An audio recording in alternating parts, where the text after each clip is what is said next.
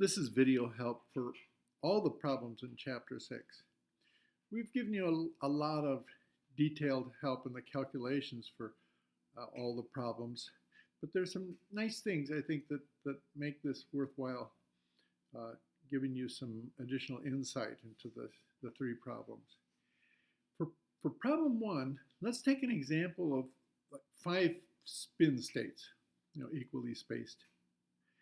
And consider the limit where the very high temperature, in other words, the thermal energy kT much greater than this energy splitting.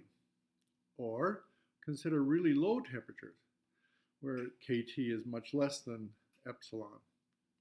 The physical picture is this. If I have a huge thermal energy, then the protons have this huge thermal reservoir of energy, and these tiny little energies don't make a bit of difference, and the protons can just freely fluctuate around there, equally probable in any one of these states, and the average of this will just be, in this case, the middle guy, since I have an odd number. On the other hand, when we go to really low temperatures, the reservoir will just suck away all the energy and will drop right down to the ground state. We'll drop right down to the bottom state, and the protons will all be in their lowest energy state, or whatever particle I'm talking about here. The math basis behind it is just that the Boltzmann factor, when energies are tiny compared to kT, they just are all one. Sure enough, equally probable. And on the other hand, the difference between, in other words, this is really the ratio of the probability of finding it in the higher over the probability of finding it in a lower can be rewritten like this, the Boltzmann factors. E higher minus E lower is naturally positive. That's therefore negative with that minus sign. And when T goes tiny, T goes to 0, this goes to minus infinity. E to minus infinity goes to 0. That's the math then behind that physical picture. In problem 6.3, again, everything is laid out really in our other homework, advice.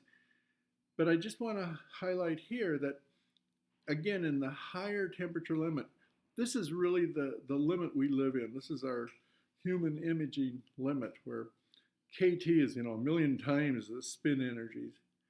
You have that in the leading behavior is a constant over T. That's the thing you'll be deriving, and what the constant is by looking at the formulas. That's the Curie law. That came from the Boltzmann factor keeping the first order terms. That's the 1 over T. That's our MRI limit, and this is the origin. This is the reason we have such a tiny signal to noise, at human temperatures. In problem 6.5, there are a bunch of equations that numbers have been changed a little bit and going from the first edition to the second edition. But you know what? This can be done fast. This can be done much faster, well, relatively faster than the way we've indicated it in the problem. Just go back to what we call detailed balance. You will have a rate of change into, remember N plus is the proton in the lower energy state. Plus meaning, it's parallel to the field. That's the lower energy state. N minus is the higher energy state. We feed into the lower energy state with some rate of, related, corresponding to W, if there are higher energy states, protons corresponding to lower neighborhood energies. Or we lose, minus sign, if we're already in that, and that can transition out of it into the N minus. Well, if you just look at this formula that sits in the book, and you just say, hey, in equilibrium, this is 0. And the whole problem just falls right out.